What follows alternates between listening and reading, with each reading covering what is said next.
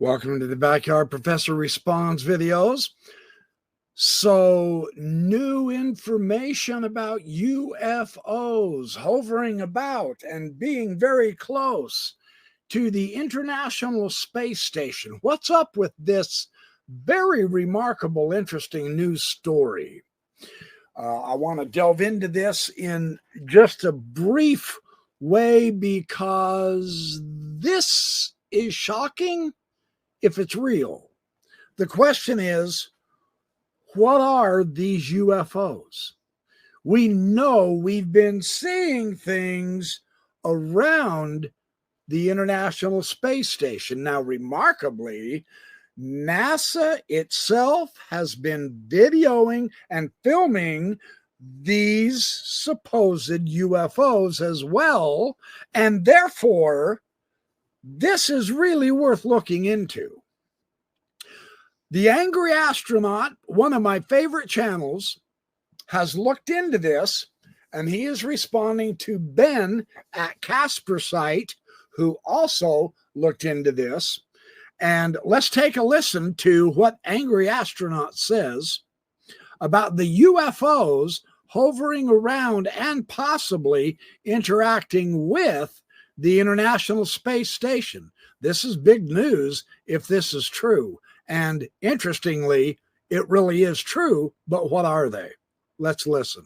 Orbit or beyond the Kármán line anyway, and so therefore I think it's very logical for us to look for evidence of UAPs from the permanent or at least semi-permanent platform that's been orbiting our planet for decades now. It makes a great deal of sense to look for evidence of UAPs from the International Space Station, but before we start concluding that UAPs have been spotted, that there's cloaking technology in operation, as was claimed on the YouTube channel of CubeSat. By the way, I like this guy. I think he's very entertaining. I think he's very enthusiastic about what he's doing.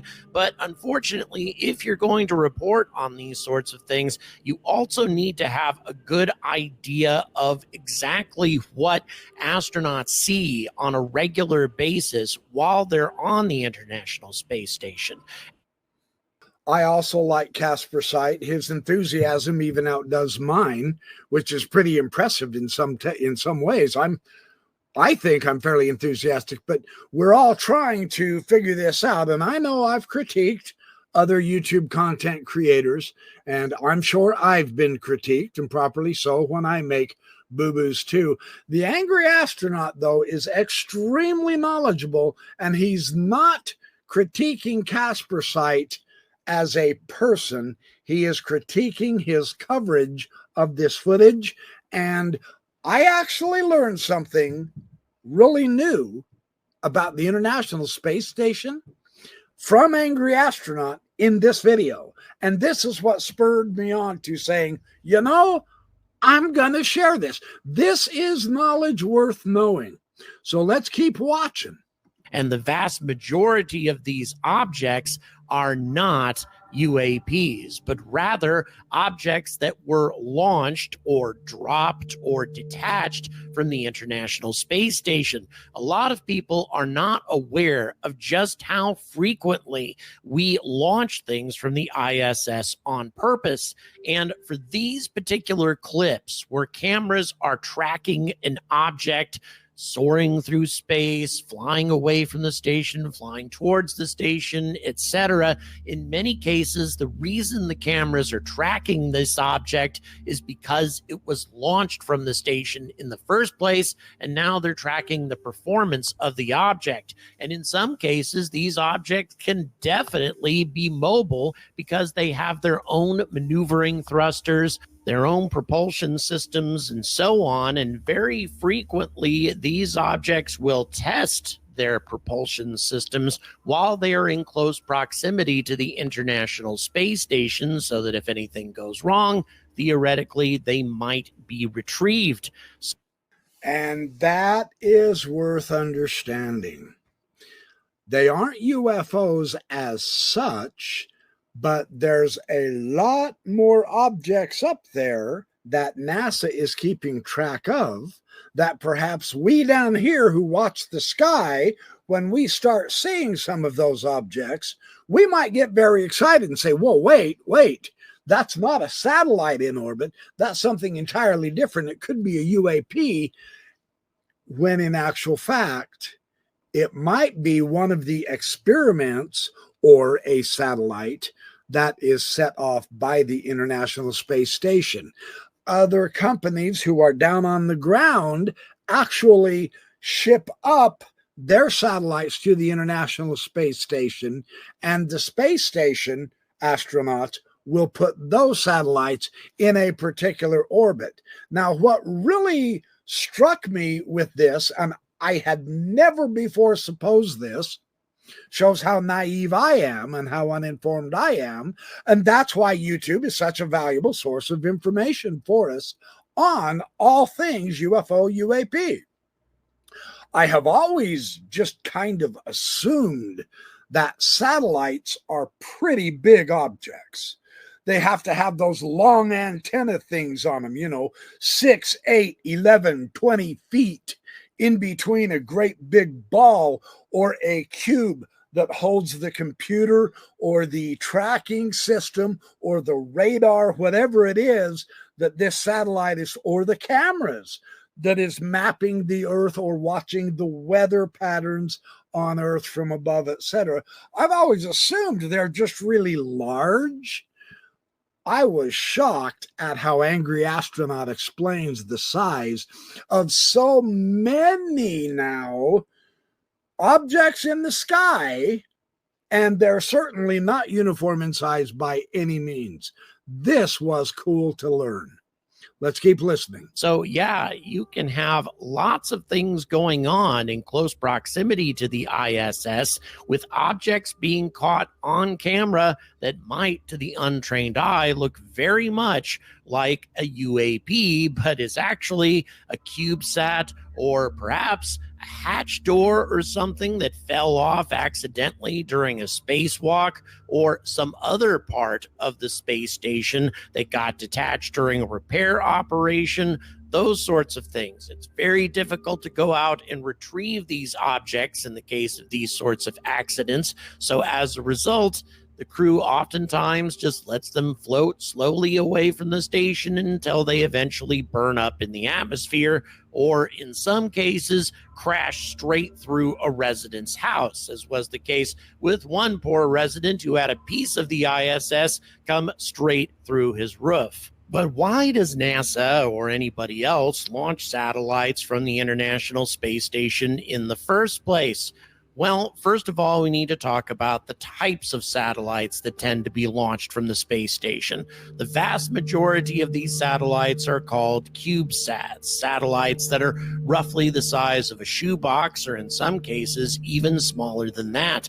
But in the age of micro-miniaturization, you can get a lot of performance out of a small package. For example, there's a company called Black Sky that has an extensive constellation that orbits the Earth right now, all of which are comprised of tiny satellites that are launched by a tiny rocket, the Rocket Lab Electron. They've established an exclusive contract with Black Sky. They're actually one of their most prolific customers, and they have deployed dozens of satellites for this company, none of which is much larger than a shoebox, but they're able to carry out a detailed and extensive analysis of the entire Earth in spite of their small size.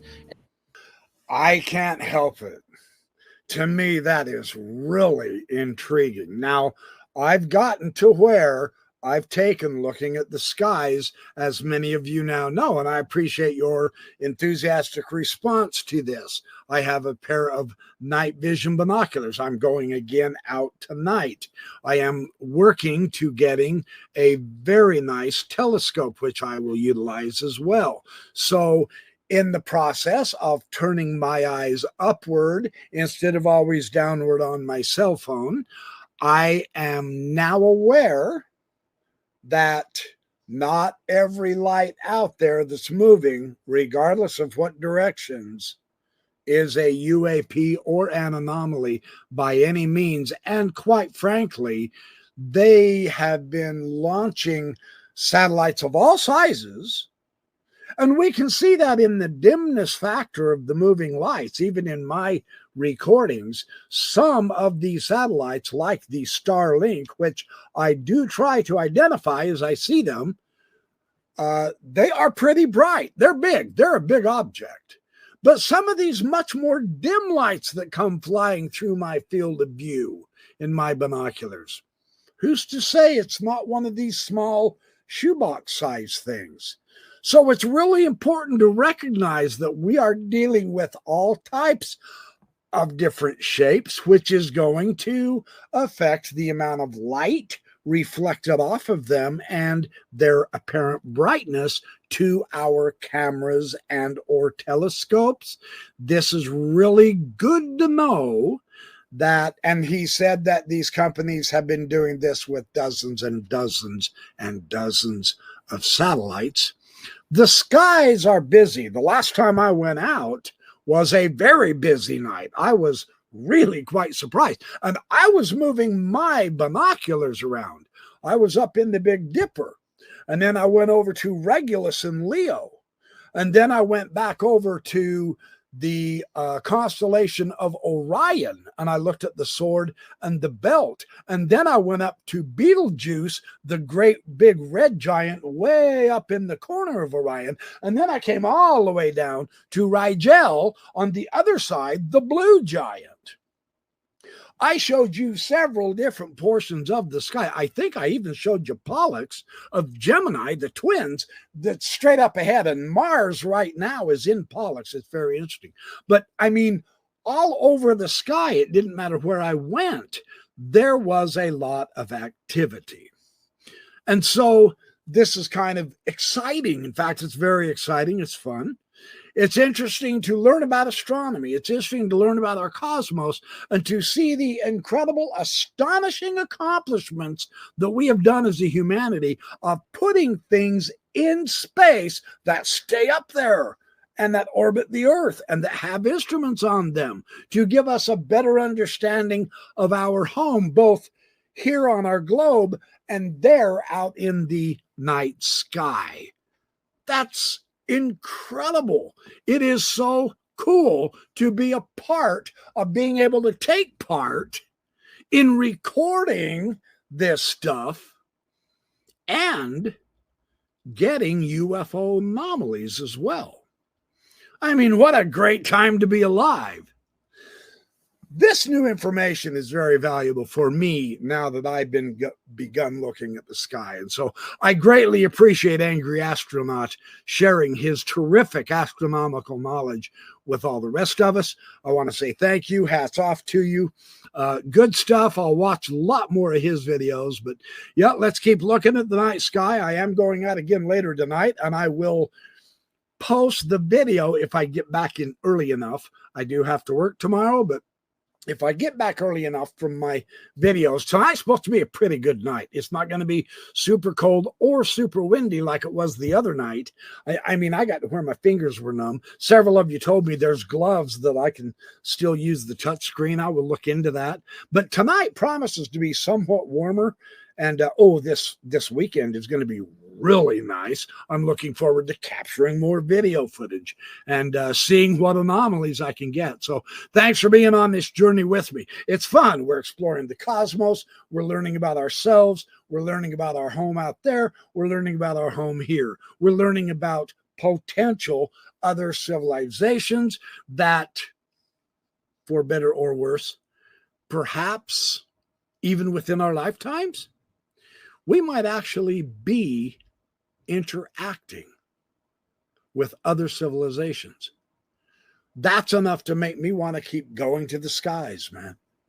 Yeah, exciting times ahead. Lots of good stuff coming up in the future, the near future. Stay tuned. Hit the like and subscribe and share the videos with everybody, because we are on a terrific adventure of discovery, self-discovery, cosmological discovery, Earth discovery, and potential, as crazy as it sounds, alien civilization discovery.